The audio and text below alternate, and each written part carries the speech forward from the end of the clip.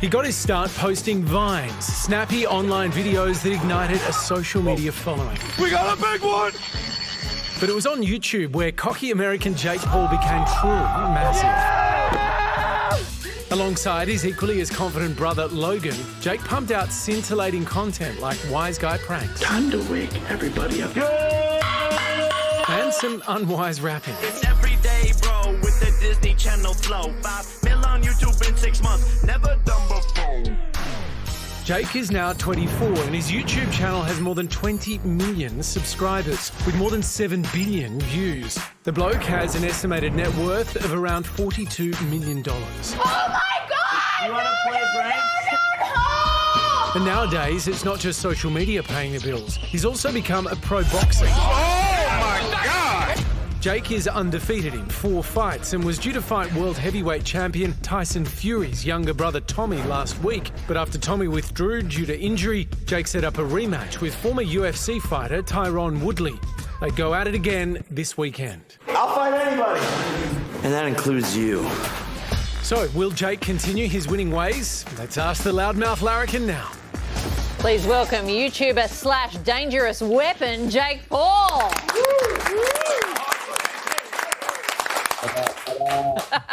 Jake, your next fight against Tyrone Woodley is coming up in just a few days. How are you feeling? Are you nervous? Nah, for some reason, this fight feels so just chill. No nerves right now. Had an amazing training camp, finished up my last spar actually here tonight. So I'm ready to go, cold-blooded, eye on the prize. I'm going in there and I'm performing a duty. Well, Jake, you told Tyrone Woodley after your last fight in August that he had to get a tattoo that said, "I love Jake Paul," if he wanted the rematch, and he got one on his middle finger. I'm not sure we should read into that. But does that make you feel all warm and fuzzy? Yeah, it's kind of weird a grown man has "I love Jake Paul" tattooed on him, but I guess he loves me, and I guess it got him the rematch that he so wanted. But in all seriousness, if he hadn't have got the tattoo, would you have still fought him anyway? Man. Because I think it's a bigger burn if you say to Tyrone, "I would have fought you anyway. What are you doing, you dickhead?" No, I'm going to use that. That's good. Jake, boxing traditionalists have had their feathers ruffled a little bit by you sort of turning up on the scene, trying to take over. I get the impression maybe that's deliberate. Yes and no. I guess I'm just myself. If that makes some people mad, then so be it. Obviously there's a ton of support. Some of the legends have embraced me, Mike Tyson, Evander Holyfield. If you're doing anything great in life, and this is advice to anybody out there, if you're doing anything worthwhile, there's always going to be critics no matter what. And all I've tried to do in this sport is bring new eyeballs to it, bring new fans to it, and just increase the exposure of what was a dying sport.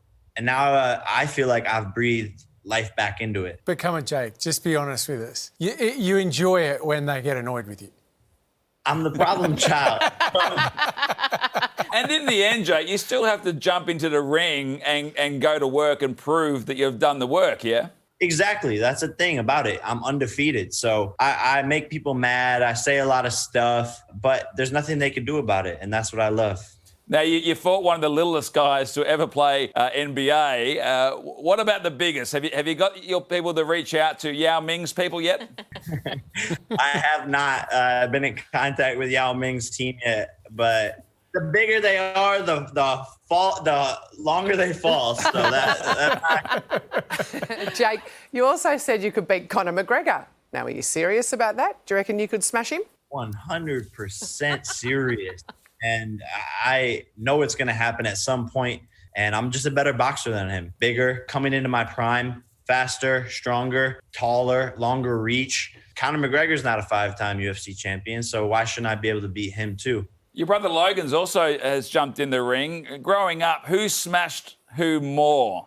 So one time we were in a car and I pissed him off, and I was wearing sunglasses, and he just turned around and punched me in the face for no reason. And the sunglasses cut my face and I started bleeding. And I think since that day, I've been pissed off and just turned into a fighter because I've taken it a lot more seriously now. And I would make light work of him now. No offense, Logan, if you're watching. How many times have you held him down and farted on his head? I haven't done that yet. No, it's good content, mate. It's good content. Well, maybe you should be my new content manager and we can make it happen.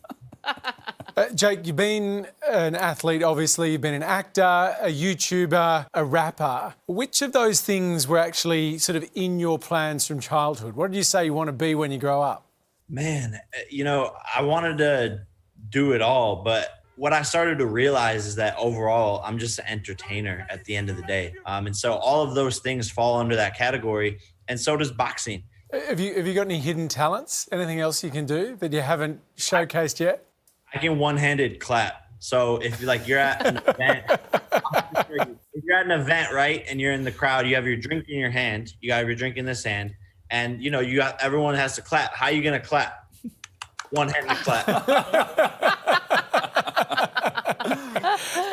That's a really disappointing party trick. And I'm not even going to ask how you got good at that.